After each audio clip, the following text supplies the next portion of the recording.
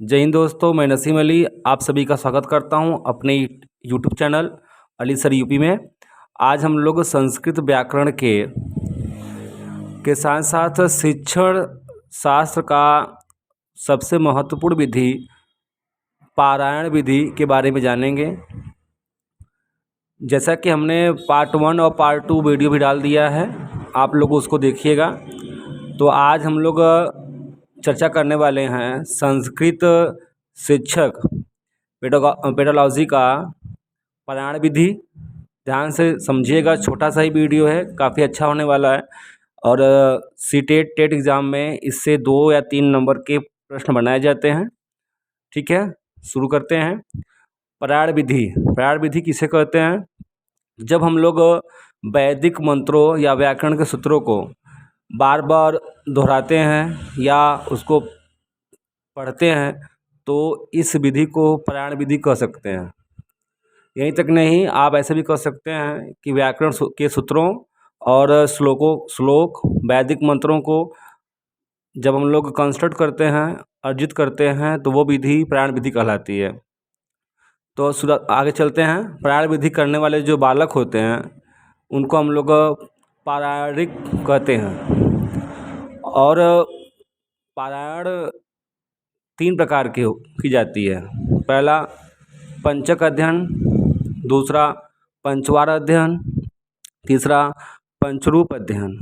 तो जो आपका पंचक अध्ययन है, इसमें किसी भी पाठ्य पुस्तक की या वैदिक पुस्तकों की या किसी व्याकरण के सूत्रों की जब बालक द्वारा या किसी शिक्षक द्वारा 5 बार उसको पढ़ा जाता है तो या 5 बार उसका अध्ययन किया जाता है तो उसको हम लोग पंचक अध्ययन के नाम से जानते हैं। फिर आपका दूसरा है पंचवार अध्ययन। पंचवार अध्ययन का मतलब ये है कि शब्द जो होगा उस पुस्तक का या सूत्रों का उस प्रत्येक शब्द को हम लोग 5 बार पढ़ेंगे तो उसको पंचवार अध्ययन कहते हैं। फिर अगली पॉइंट है पंचरूप अध्ययन। किसी भी अध्याय या वैदिक अध्याय हो या व्याकरण का अध्याय हो या पाठ हो, वो हम लोग को 5 तरह से पढ़ें और उसको याद करें, कंसल्ट करें, तो उसको हम लोग पंचरूप अध्ययन के नाम से कहते हैं। और इसी तरह इस विधि में बालकों द्वारा त्रुटियां या अशुद्धियां पाई जाती हैं। उन अशुद्धियों को हम लोग क्या कहते हैं?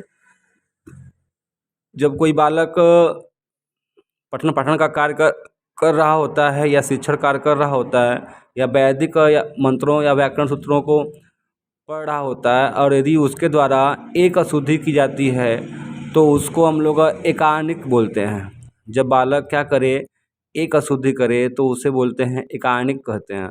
और जब बालक 2 अशुद्धियाँ करे उसे द्वयानिक बोलते हैं। और जब बालक के द्वारा 3 अशुद्धियाँ करे तो उसे त्रयानिक कहते हैं। यह विधि जो है पाणिनि जी के काल से ही फेमस है, प्रसिद्ध है। और इस विधि में आपको बता दें कि सारे वेद, चाहे आपका बाइबल हो, कुरान हो, अष्टधाई हो, नैतिक शतकम हो, ठीक है, और इसके साथ साथ बहुत सारे वैदिक ग्रंथ हैं, वेद हैं, ऋजुवेद है, अर्थवेद है, सामवेद है, जितने वेद के जो इसमें सूत्र हैं या जो मंत्र हैं उनका अध्ययन हम लोग इसी विधि के अंतर्गत करते हैं, पारायण विधि के अंतर्गत।